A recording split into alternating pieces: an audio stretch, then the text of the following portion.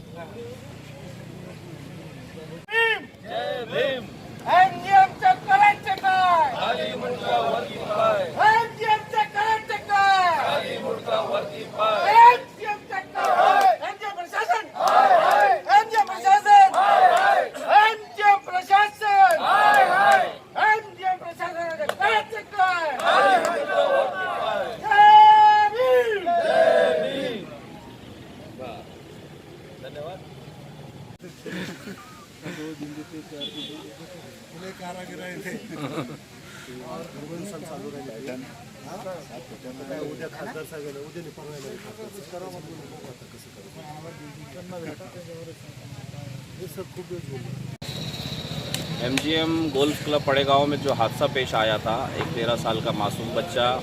वहां के हाउस में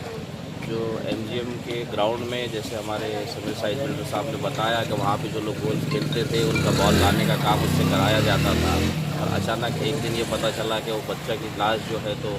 बॉडी उस तालाब में जो है तो तैर रही है। वहीं के सिक्योरिटी गार्ड ने उसको निकाला और जो है तो उसकी फैमिली को उसकी मालूमात दी। तो ये हम समझते हैं कि ये पूरी तरीके से जो है तो MGM प्रशासन की लापरवाही की वजह से हुआ है, ताकि उन्होंने उसको सिक्योर नहीं किया और वो बच्चा हमेशा वहाँ पे रहता था, उससे काम लिया जाता था। उसकी मद्देनज़र वो फैमिली मुसलसल जो है तो 8 महीने से MGM एडमिनिस्ट्रेशन का जो है तो फॉलोअप ले रही है कि उसे इंसाफ दिया जाए, जो लोग उसके लिए ज़िम्मेदार थे उनके ऊपर कार्रवाई की जाए, उसको जो है तो कंपनसेशन उस फैमिली को दिया जाए। लेकिन लॉकडाउन होने की वजह से प्रशासन को टाइम मिल गया और उन्होंने समझा कि मामला जो है तो ख़त्म हो गया, अब उस फैमिली के साथ में इंसाफ करने की कोई ज़रूरत नहीं है। वो फैमिली लॉकडाउन खुलने के बाद में मुसलसल MGM प्रशासन के सामने बैठी है और 22 दिन से अब MGM एडमिनिस्ट्रेशन MGM हॉस्पिटल के सामने जो है तो उपोषण पे बैठी है। लेकिन ये देखा गया कि मुसलसल MGM एडमिनिस्ट्रेशन प्रशासन जो है तो लापरवाही कर रहा है और उन्हें कोई रिस्पांस नहीं दे रहा है। जब ये मामला मजलिस इत्तेहादुल मुस्लिमीन के पास में आया तो हमारे साबिक़ शहर सदर जनाब समीर साइद बिल्डर हो, मुंशी बशीर साहब हो और हमारे MLA ईस्ट के कैंडिडेट जनाब नासिर सिद्दीकी साहब इनके पास में आया तो उन्होंने इस मामले की तरफ तवज्जो दी। उसके बाद में मजलिस इत्तेहादुल मुस्लिमीन के तमाम हमारे कारपोरेटर्स है, आरिफ हुसैनी साहब हो, शहर सदर शारिक मुस्तफी साहब हो या स्टूडेंट विंग के जो हमारे ज़िम्मेदार है, ये लोगों ने उसके अंदर तवज्जो दी और ये देखा कि जानबूझकर MGM प्रशासन जो है तो इस चीज़ को निगलेक्ट कर रहा है और इसे जो है तो रफा दफा करने की कोशिश कर रहा है। पिछली 2 से 3 मरतबा प्रशासन के साथ में मीटिंग हुई है। हर मरतबा एडमिनिस्ट्रेशन का कोई नया आदमी आता है और बात करता है कि मैं पहली मरतबा आया हूँ, मुझे मालूम नहीं था, अब मुझे पता चला है, हम इसके ऊपर कोई निर्णय लेंगे। फिर से ये सिलसिला चलता है, दोबारा कोई दूसरा आदमी आता है। तो ये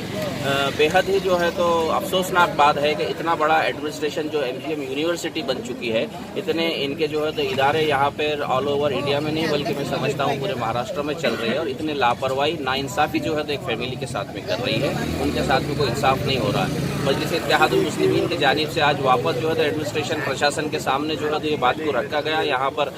धरने दिए गए उस फैमिली के साथ में जो है तो हम यहाँ पर इंसाफ दिलाने के लिए आए हैं। तो आज प्रशासन की तरफ से वो उनके जो ट्रस्टी है बोराडे सर और उनके वाइस चांसलर्स और यहाँ के अंदर के प्रोफेसर्स आके बातचीत की है। पहले तो उन्होंने टालम टोल करने की कोशिश की, लेकिन उसके बावजूद जब इन्होंने देखा कि अब ये मामला जो है तो निपटने वाला नहीं है, इसको कोई ना कोई डिसीजन लेना पड़ेगा, उस फैमिली के साथ में इंसाफ करना पड़ेगा, इसीलिए आज उन्होंने हमको आश्वासन दिया है कि इस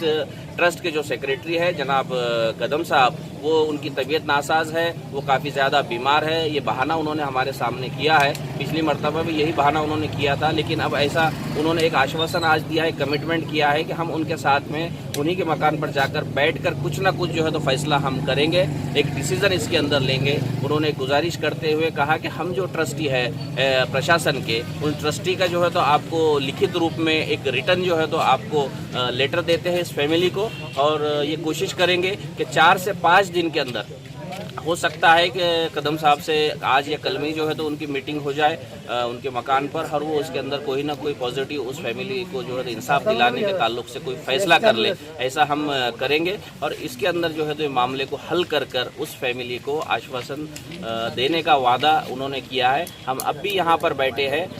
उनके जानिब से जो लेटर इस फैमिली को दिया जाना था अब तक वो यहाँ पर हमको जो है तो नहीं मिला है, तो वो लेटर मिलने के बाद में हम ये समझते हैं कि उस फैमिली को जो आश्वासन दे रहे हैं, मजलिस इत्तेहादुल मुस्लिमीन को जो आश्वासन यहाँ पे कमिटमेंट वो कर रहे हैं, पूरा करने की ये एमजीएम एडमिनिस्ट्रेशन जो है तो कोशिश करेगा। यही उम्मीद के साथ में हम इस फैमिली को इंसाफ दिलाने की जो है तो कोशिश कर रहे हैं।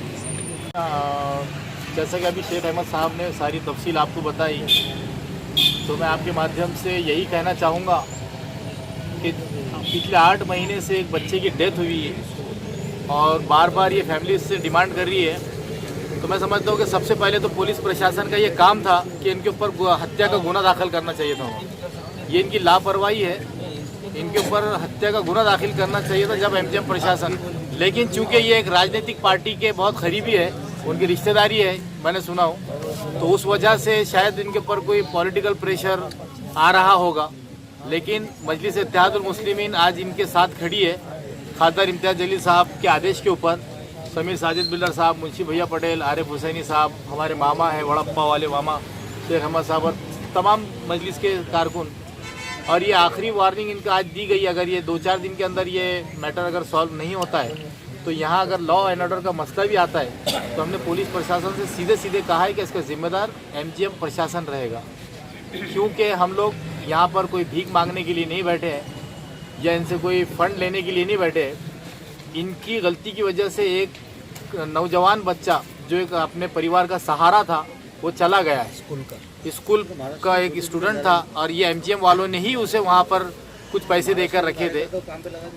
तो यही एमजीएम के सामने हम आप के माध्यम से कहना चाहते हैं कि इसका निपटारा जल्द से जल्द 2 या 3 दिन के अंदर करें, वरना मजलिस इत्तेहादुल मुस्लिमीन एमआईएम पार्टी अपनी स्टाइल में फिर से एमजीएम प्रशासन के ऊपर एक हल्ला बोल करेगी। और हम आपके माध्यम से ये भी कहना चाहते हैं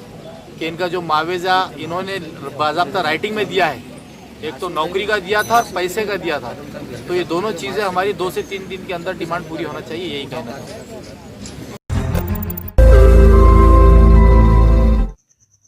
रोज नई खबरों को देखने के लिए हमारे औरंगाबाद समाचार चैनल को सब्सक्राइब कीजिए